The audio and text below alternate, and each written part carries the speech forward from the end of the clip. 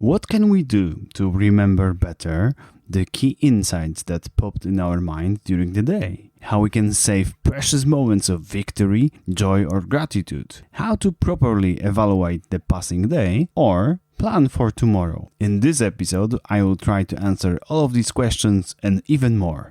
Let's talk about the habit of journaling. Hi, my name is Andrzej and welcome to the Helpful Habits. In this podcast, we'll learn how to employ good habits that will do the hard work for us. How to change our lives for the better, not by taking massive leaps, but with the help of small, easy to implement steps. This podcast is brought to you by The Land of Habits, the educational board game with which you will develop new habits and skills. Check it out on thelandofhabits.com. Journaling can mean different things to different people. Maybe when you think about journals, you see a teenage girl starting her new entry with the words, "My dear diary, today I experienced something terrible." Or you go to the other extreme and visualize Marcus Aurelius, Oscar Wilde, or Ralph Waldo Emerson writing a brilliant thought that will stay with the humankind for generations. In this episode, I would like to show you that each of us can benefit from some kind of journaling, and nowadays you have plenty of forms to choose from. Why it is so essential? Every time I have a hard nut to crack, I think on paper. Writing words down gives me clarity, a chance to focus on a specific part of an equation, and to move forward instead of falling into a loop of the same thoughts.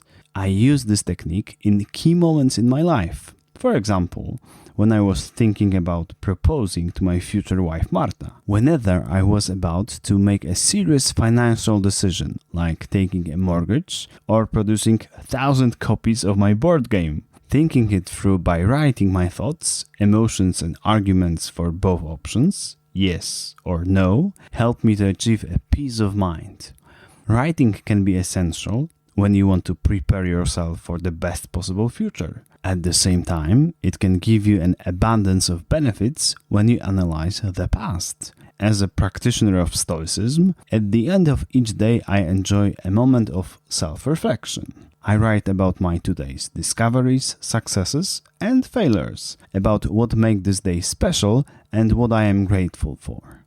These notes enable me to record my life.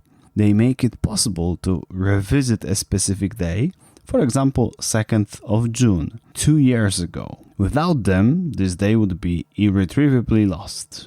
I am not alone in profiting from journaling. Myriad studies show us the advantages of this activity. It helps us with being more mindful, which indirectly contributes to being happier, sleeping better, and staying more focused. Writing your thoughts reduces the stress and helps you combat many negative, disrupting emotions.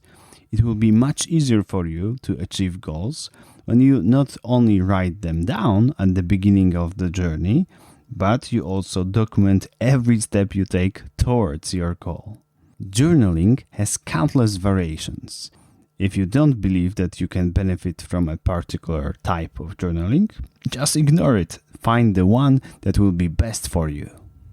How can you develop a habit of journaling in your own life? Behaviors. Let me introduce you to 5 types of journaling that I hold dear. 1. One-sentence diary. In this simple variant, excellent if you are about to have your first journaling experience, you keep a diary and write a new entry every day. But instead of a long written statement about today's events, your goal is just to write one sentence. It could be a great insight that you heard in a podcast, read in a book, or you came up on your own. It could be a warning to your future self to avoid a similar terrible mistake that you made today, or just the opposite, record of your today's bravery or brilliance. Because you have the limit of one sentence, the process of writing it down takes less than 1 minute. In other words, you have no excuse not to do it. It is simple, easy, and rewarding. You can write down thoughts of the day in your smartphone just after you heard it, read it, always in the same place. For example, in OneNote in Evernote. If you are old-fashioned, you can rewrite it in a physical journal when you go back home. This way, you can get the best of both worlds. An electronic note enables you to save precious reflection before it slips your mind, and a handwritten note increases its perceived value and allows you to remember it better. 2. Idea journal. Is writing in a diary every day, even just one sentence, too big commitment for you? Try the idea journal instead. This time, you aren't obliged to be systematic. You can write irregularly. One day, you can leave 5 entries, and then no more for the rest of the week. As the name suggests, in Idea Journal, you write down your ideas. About what? Anything you fancy. If you are an entrepreneur, it could be concept of new products or innovative marketing strategies. If you work as a salesperson, you can write down new ways to approach your clients or maintain a good relationship with them. If you are a manager, you can record ideas on how to motivate your team more. 3. Goal journal. This kind of journal can play 2 different roles, your coach and advisor. When you are working towards your goal, often you will experience complications or stumbling blocks. Without any support, it is very simple to just give up. But if you have a coach that motivates you, says he believes in you, assures you can make it, it will be definitely easier to stay on track. You can be this coach for yourself. You can give yourself the support you need and also ideas how to overcome obstacles. Additional benefit of keeping the goal journal is monitoring your progress. If you pay close attention to your goal, you can adapt your strategy to the changing circumstances. The goal journal can also play the role of your advisor. The next time you start working on a similar goal, you can read about your previous struggles. You can avoid painful mistakes by recalling threats and problems that you experienced before. Because of that, you can prepare for them in advance and eliminate some of them completely. You may also better estimate how much time, money, and other resources you will need and reserve them for this project. 4. Gratitude journal. Another well-known approach to journaling is about expressing gratitude. Each day you write down at least one thing that you appreciate in your life. It can be something small, for example, a stranger smiled at you, or something big. A VIP of your professional field agreed to meet with you. What are the advantages of keeping this journal? There is a lot of research about it. Let's discuss only few of them. Firstly, you can put positive lenses and see the world in brighter colors. You will focus more on all the good things that are happening in your life. Even though the ratio of ups and downs will remain the same, you will be under the impression that your life changed for the better. Secondly, you can increase your level of happiness because instead of thinking about what is missing, you will be glad about all the things that you already have. 5. Daily diary. The most mature or the fullest version of journaling is keeping a daily diary. Each day you set aside from 5 to 15 minutes to write about today. You can do it in the morning in the form of setting your goals or priorities. You can do it in the evening, summarizing your achievements, failures, or capturing interesting events. Or if you are exceptionally ambitious, you can use both and write 2 entries per day. For me, it was helpful to create fixed points in my writing. Each evening in my bed, I answer 5 questions. What was the most important thing I did today? What did I learn today? What for I am grateful today? What will I do next time differently than today? What do I want to accomplish tomorrow? In this way, I don't have to wonder about what to write about. Questions are straightforward and I can answer them with ease in 5 minutes. How can you activate a habit of journaling? Triggers. Let's examine different types of journaling. The easiest and the most effective trigger for both one-sentence diary and idea journal would be after I read here come up on my own with an inspiring thought, I'll immediately write it down in my diary or on my smartphone. Another possibility could be, after I go to bed, I'll immediately open my one-sentence diary and write down interesting insights or rewrite in the journal saved thoughts from my smartphone. Depending on how many entries you want to put in your goal journal, different triggers will do the trick.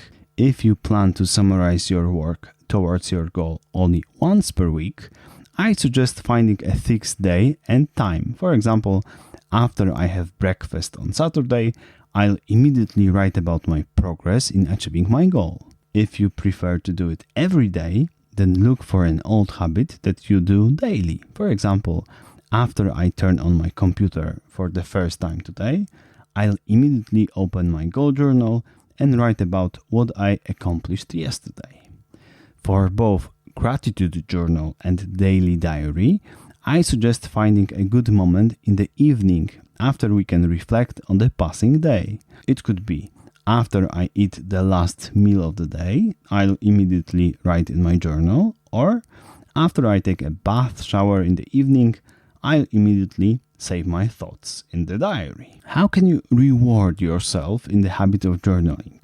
Rewards. For me, the best possible reward is the instant peace and the sense of preserving something precious. Each time I open my journal, I have this feeling that time stops and the outside world leaves me alone, at least for a couple of minutes. And at the same time, I'm glad that I can record my memories, plans, or ideas. They won't dissolve into oblivion because I saved them by writing them down. Because of that, I can go back to them anytime I want. Not only this week or month, but even after 20 years. It is like a taste of immortality.